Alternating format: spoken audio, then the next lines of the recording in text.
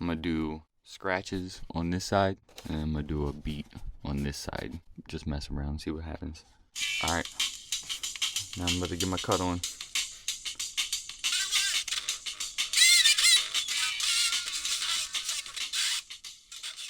What's going on, everybody? DJ Rocky Styles here with you. Today we're gonna do something different. We're gonna make one of these little cones right here. Construction paper, some scotch tape, and a pin. Preferably one of those little push pin styles with the ball on the end. It just works a little bit better, but you can't just tape a regular, any kind of pin. We're gonna throw a record on here, and it's gonna end up playing out of this cone right here.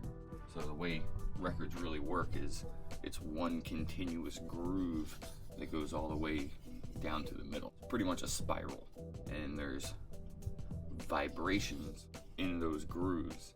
This needle right here is how we do it nowadays, and it picks up those vibrations, sends it down the tone arm to an RCA, which sends it into the back of the mixer, and then that's how you hear it stereo through a set of speakers. Remember those old school style joints that used to actually be a little crank on the side?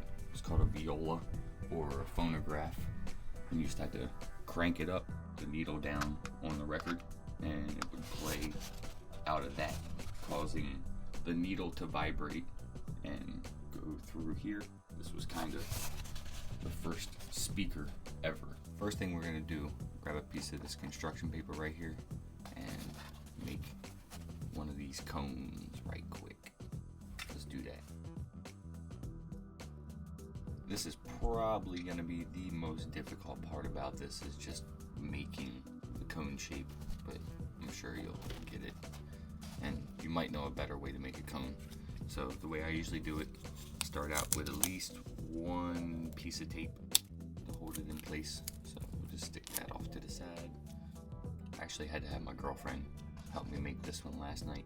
I kind of told her about the idea, and she said she wasn't easily impressed, and she was pretty impressed. So we'll see. We'll see if you guys are impressed. If not, I don't really care. I find it a little bit easier too if you kind of roll it up in a cylinder first and kind of give the paper that shape a little bit, you know, before you start trying to make a cone. Just kind of fold it. So you're taking this corner and then kind of putting it up here. See how it's kind of making a cone-ish type shape now? And then you see the hole. It's kind of big at the bottom still.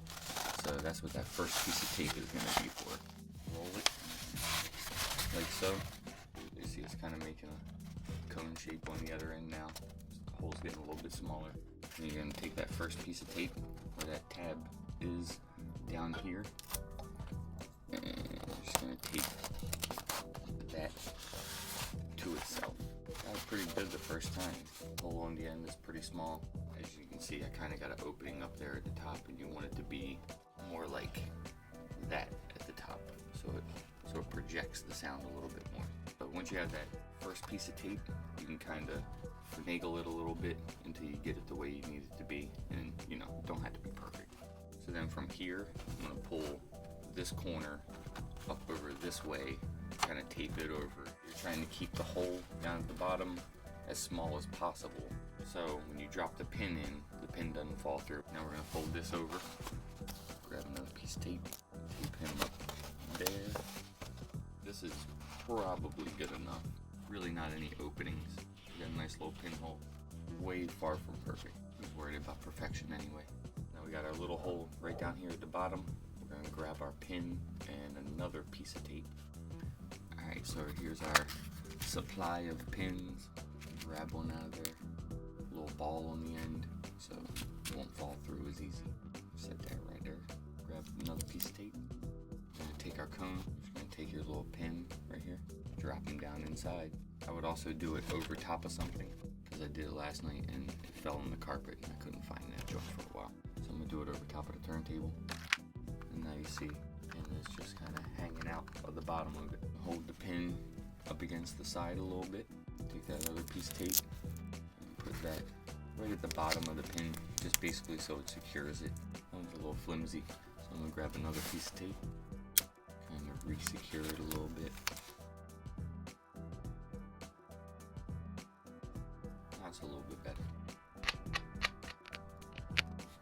put some records on here. We're gonna do some little Thomas Edison mixing. To me, one of the coolest things I figured out last night was when you're holding it, which you kind of have to do for it to be on the record, you'll feel the bass vibrations in the cone itself, which I thought was kind of awesome.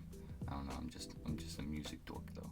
We now have 2 cones equaling really 2 needles, and we're gonna throw some records on here and see if I can DJ with just using 2 cones. So I went digging in the crates a little bit, grabbed up a couple old battle records. For those that don't know, that's what DJs used to use before laptops when they did battles. It's like, you know, instrumentals, scratch samples, stuff like that.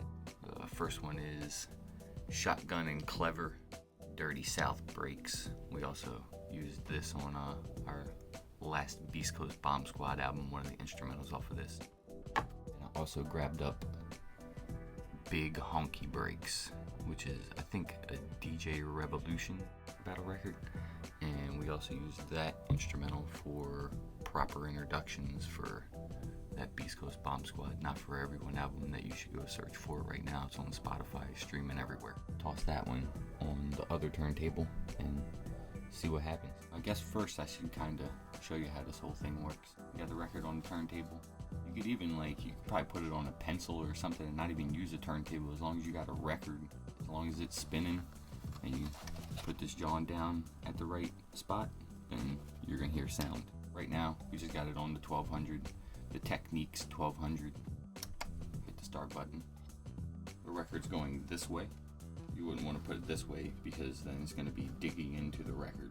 What you want to do is put it a little bit of a 45-degree angle. I usually kind of even base my hand. You're going to put it down at an angle. You really barely got to touch it to the record. You're going to hold it right there in that groove, and then the vibrations are going to vibrate up through this cone. The sound you're going to hear is just coming straight out of the cone.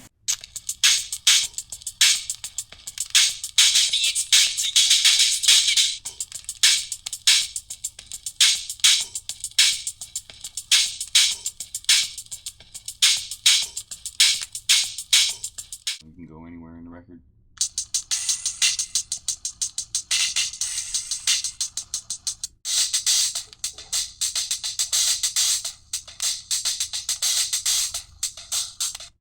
Flip it over on this side.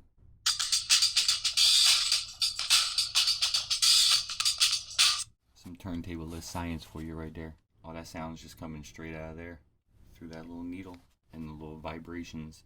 This is just one groove on a record. Every record is just one groove, and it's actually a spiral that goes in. As you hold it, it's going to go in this way. Hold it a little bit light.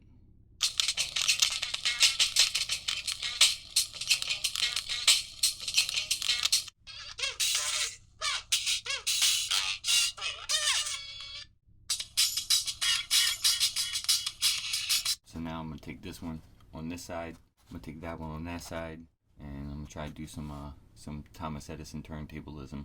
So the moment we've all been waiting for. 2 pieces of vinyl, 2 Edison-ish style Mr. Wizard cones.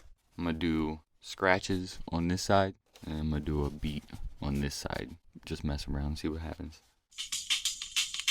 Alright, now I'm about to get my cut on.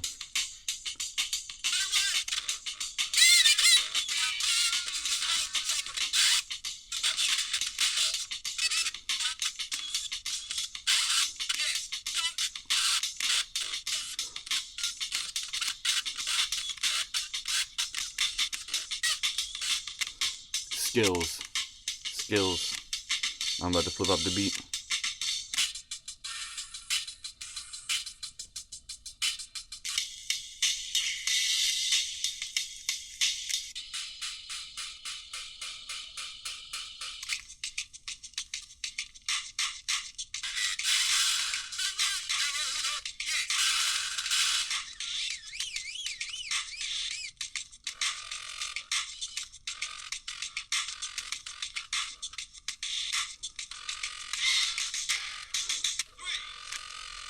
I think we got something here. Hold on.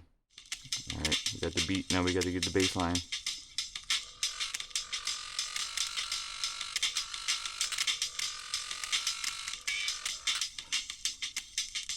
You know you're trying to buy that beat like right now.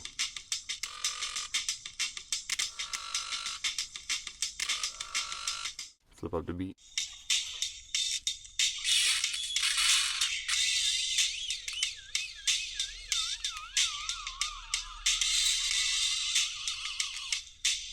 That's it.